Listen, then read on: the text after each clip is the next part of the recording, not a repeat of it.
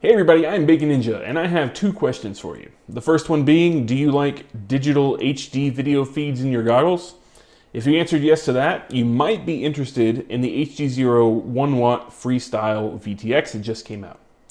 The next question is, how much do you hate to solder? Because if you have a DJI compatible flight controller, you may be able to hook up this 1W digital VTX without soldering at all.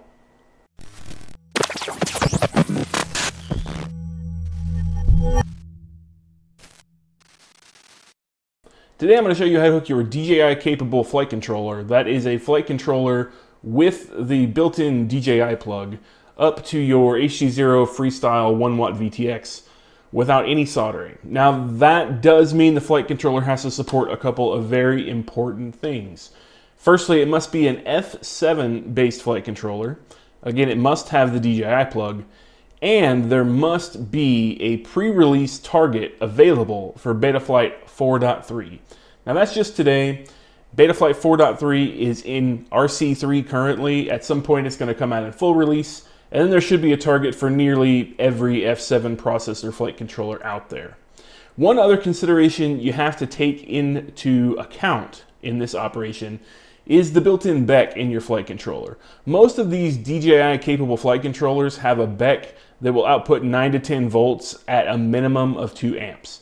It is very important that your BEC supports the watt rating that the VTX needs. In this case, mine, this is the Mamba F722 DJI Mark II, has a 9 volt BEC in the DJI plug that supports 2.5 amps, which is plenty of watts to feed the Freestyle VTX.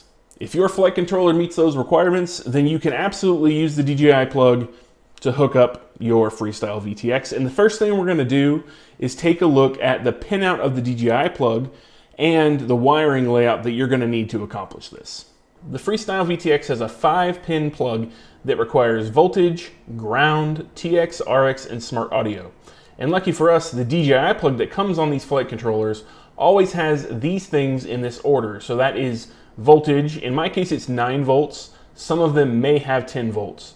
Ground, TX, RX, a second ground, and S-Bus. Now my particular flight controller has S-Bus. Yours may just say RX. That pin is actually designed for the DJI controller and the S-Bus that goes over that out of your Vista or your Air unit. And that is one reason why we're going to need Betaflight 4.3. Because to run smart audio, which we're going to use that pin for smart audio here in a second, you're going to have to invert that UART because you need a TX for smart audio, not an RX.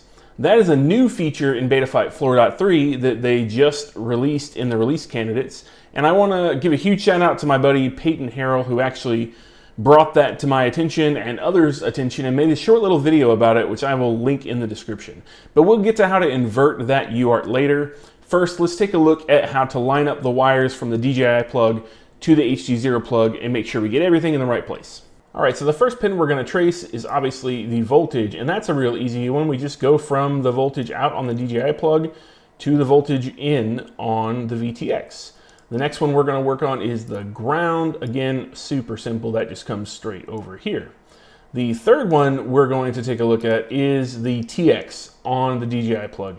Now, we're not going to want to go to the TX on the VTX because you have to always go from a TX to an RX. So we're going to take this gray wire and pin it over to where the green wire is on the VTX plug. The next one that we want to work on is RX. And same thing there, we're going to cross that over to the TX or yellow wire on the VTX plug. The last one that we're actually going to look at is S-Bus. We're going to take that over to smart audio. Now you will notice that I did not use this ground here. And when we build this harness, which we're going to do in a second, we're actually just going to take this wire completely out because it's not going to be used in the scenario. So if you need to, just scroll back in the video a little bit and pause that. You can either jot it down, take a screenshot or something, because now we're going to use that wiring diagram that I just laid out to build a harness between the DJI plug and the VTX plug. Now it just so happens that on the end of these handy dandy DJI plugs that come with these flight controllers is a little safety clipped plug That safety clip plug has the exact same pin length and pin size as the plug on the Freestyle VTX. So we're actually just going to pop these out of the DJI plug on the DJI harness and plug them in to the spot they go on the Freestyle VTX plug. Let me show you how to get these little bitty pins out of the harness and how to put them into the new plug. So a little bit closer up, you can see what I'm talking about here. These plugs are actually the same length and same size. So we're just going to pop some out of this DJI plug here and put them into the Freestyle VTX plug. Now, in order to do that, you're going to need something very thin edge, which you might not be able to see it very well because my camera's a little blurry. But this is just a very thin edged flathead screwdriver tip that I'm going to use to pry up on the little retention pins inside of this plug. Now to do that, you just take your little flat tipped implement and you slide it ever so gently up under one of these retention pegs. Once you get it in there, you want to hold a little tension up. With one hand, it's kind of a shuffle. You hold a little tension up and then you pull on the individual wire and the pin itself comes out. Now that's kind of hard to see. Let me get it in a white spot for you. The pin itself will come out. On that pin, there is a little bitty retention nub on the very top of it. And we're going to need to know where that is. It's very hard to see, but it's on the top here. We're going to have to know where that is as we slide it into the Freestyle plug. Now on the Freestyle side, we're going to repeat the same process by pulling one of the cables out of the Freestyle plug ever so gently. We don't want to break these retention pins off. We just want to detach them. And then we're going to take the pin we pulled out of the DJI plug and slide it in its place until it clips. Now you may have to fiddle with these just a little bit to get them in there. They are small and they tend to try to shoot up through the retention housing. I've actually found that I can take this little implement and push on the metal piece of the pin just a little bit to get it to seat. And the goal is to get it to go all the way into the housing and snap on the retention pin there. All right, that one's almost in. Just gonna push it in a little bit more on the metal part. Do not cut the wire.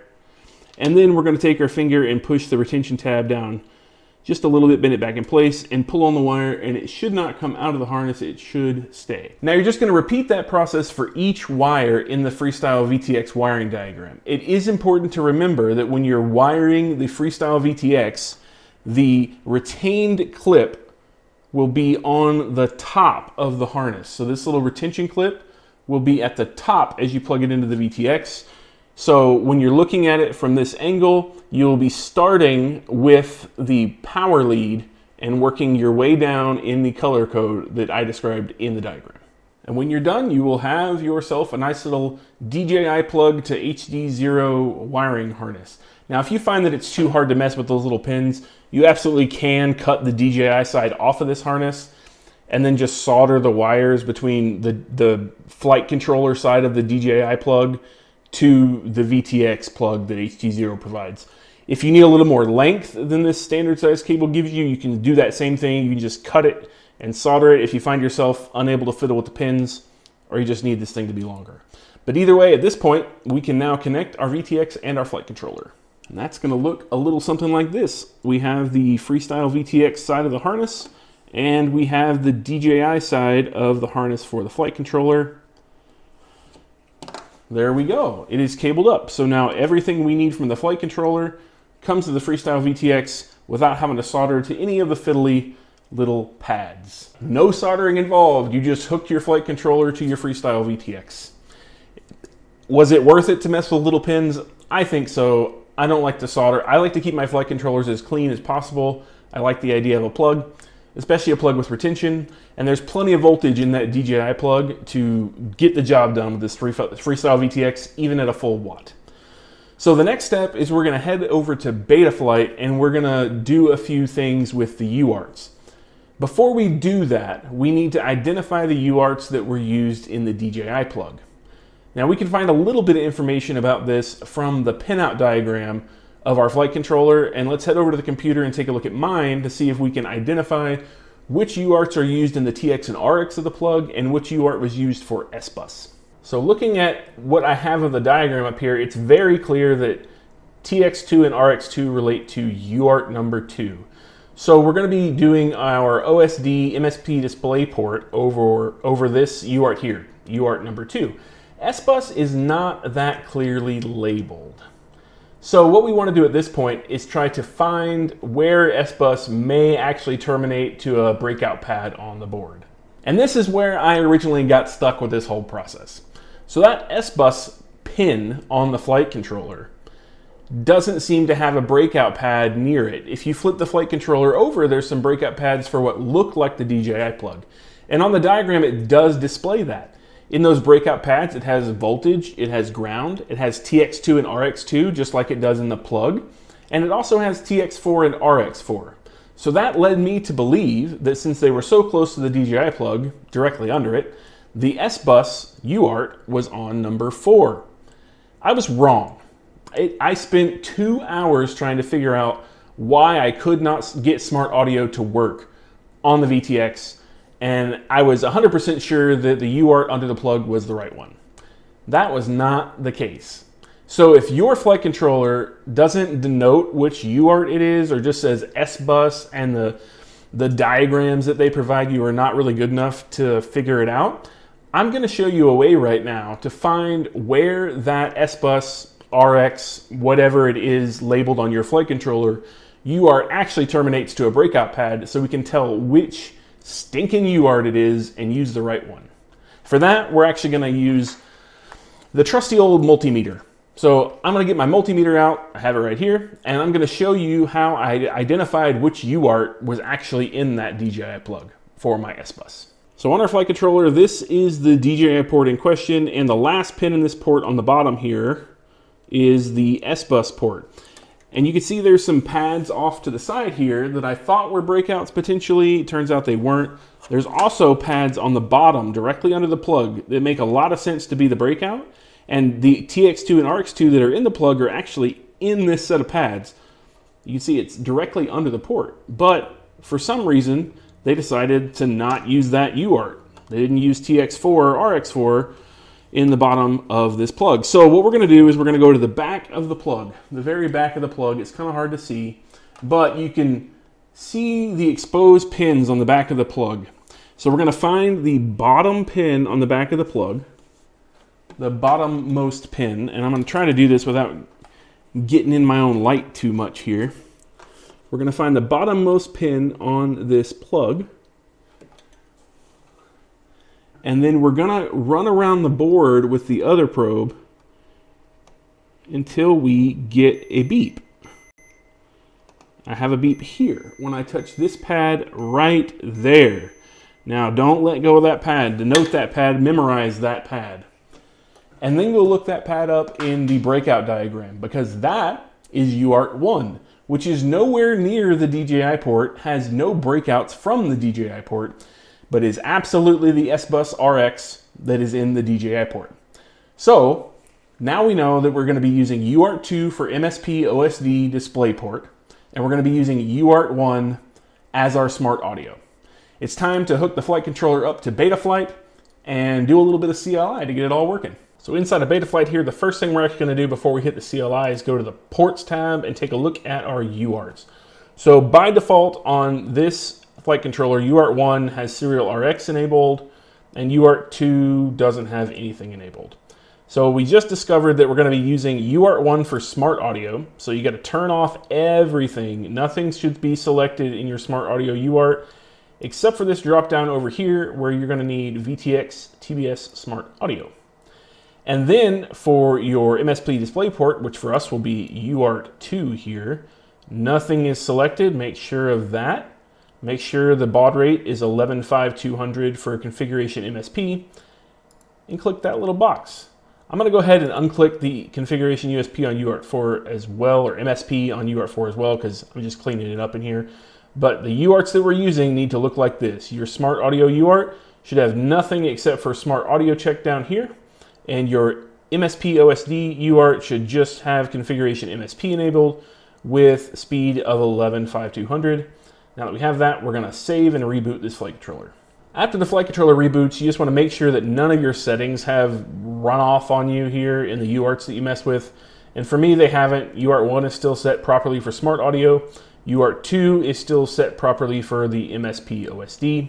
The next thing you want to do is go into configuration, and we want to make sure that we have telemetry and OSD enabled. And in my case, they're enabled by default, so I don't have to check anything here. But if you do, go ahead and check them and save and reboot.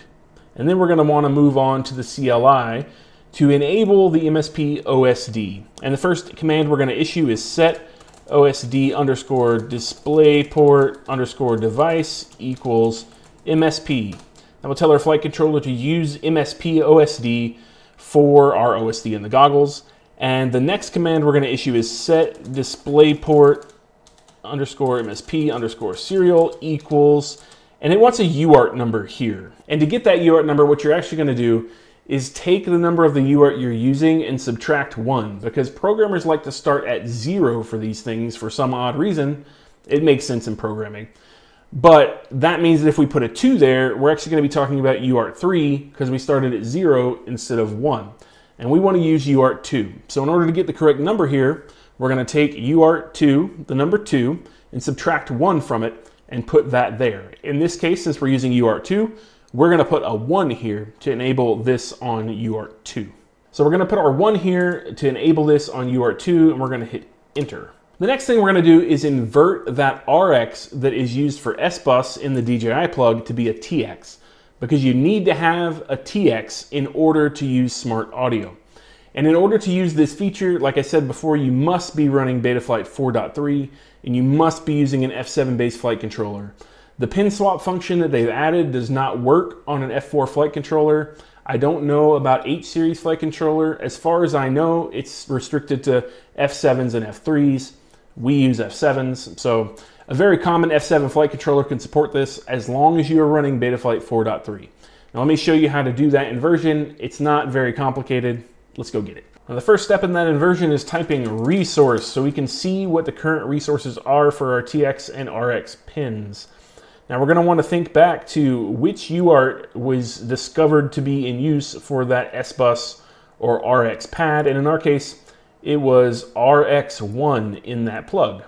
So what you want to do is denote RX1, and this number here, this letter number combination, is the pin on the processor related to this RX right now. We want to do the same thing for the TX. So for us, the RX is on B07 and the TX is on B06. It is very important. I highly recommend that you copy this whole thing out into a notepad file and keep it somewhere just so you have the original. But for us, we're going to be looking at B07 and B06. And the first step for the inversion is to release both of these resources completely. So we're going to type resource serial. We're going to start with TX 1 none. And that should release the TX one. We're going to type resource serial RX 1 none. And now we've released both of the resources. And like I stressed before, hopefully you wrote down which resources originally were attached to those pins, because now what we're going to do is issue commands to assign those pins to the opposite. So we're going to assign the pin that was assigned to the RX to the TX, and we're going to assign the pin that was assigned to the TX to the RX. You shouldn't just do one because that's going to get confusing on your flight controller. But like I said, you're going to need to know the original pins that were on there in order to proceed. If you have messed up at this point and you do not remember and you did not copy it, do not type save into the flight controller. Just go ahead and disconnect out of Betaflight and reconnect, and you will not have done any damage. But assuming you did write those down, let's go issue the commands to set those pins. So we are going to go ahead and set the TX first, and this is the one that will actually be in use for smart audio. We're going to say resource serial TX1, and then we're going to look up the pin number that was on the original RX1 port, and that is B07. And then we're going to do the exact same thing, resource serial RX1, and we're going to look at the pin that was on the original TX, which was B06, and set that, and then we're going to type save. And after your flight controller reboots, you want to head to the video transmitter section, because before smart audio will work, we need to load a VTX table. And in order to get the VTX table for the Freestyle VTX, you need to head to the HDZero download page, which is right here at hdzero.com/document, and scroll down the utility section till you see VTX table. Download this zip file. Inside of the zip file will be a JSON called Freestyle VTX. That's what we're going to need. Unzip that somewhere. Go back to Betaflight under the video transmitter, load from file, and then we want to find the text file, the JSON file that we unzipped, Freestyle VTX, and load it into the VTX table. I like to go ahead and set the band that I want to be on. I like race band, I like channel 1, and I'm going to set the power to 0 right now because we're going to be working on the bench. But set the power to whatever you want it to be, 25, 200, 500 max, assuming you have unlocked the VTX. I'm going to go with 0 for now, and let's hit save. Now that you have the VTX table loaded and saved, just disconnect from Betaflight, and now it's time to test everything out. So go ahead and get your flight controller plugged into the VTX. Make sure your flight controller is powered by the ESC. You will need a battery for this testing because the BECs are going to come into play to power this VTX. For me, I already have the Freestyle VTX installed in a quad. You will need an antenna and HDZero camera with the MIPI cable connected for this to work properly. So I'm going to just lay everything out on the table with a separate ESC and flight controller, but using a VTX that's already installed in the quad with a camera and antenna. And this is my setup. I've got my ESC to power my flight controller, which is cabled via harness to my Freestyle VTX. And the status lights for the VTX are right here on this side, which is what we're going to be paying attention to when we start this up. I've also got a battery ready to go to power this thing. Now it will be important that you do your testing with no USB connected to the flight controller. If you have a USB connected to the flight controller, the MSP will not work, and we're not going to see the VTX get the status lights to let us know that the MSP OSD connection is made. So make sure you do not start this up with a USB connection connected to Betaflight plugged into the flight controller, or else you're just going to get one blink and then a solid blue light out of the VTX and wonder why it doesn't work. We'll get there in a minute, but let's go ahead and power this up and look for the status lights. What we want to see is the VTX power up, get a solid red light. The blue light will come on for a second, go off, and then flash 8 times in rapid sequence to let us know the MSP connection is made. Let's power it up and see what it does. Power this thing up and pay attention to the status lights on the quad.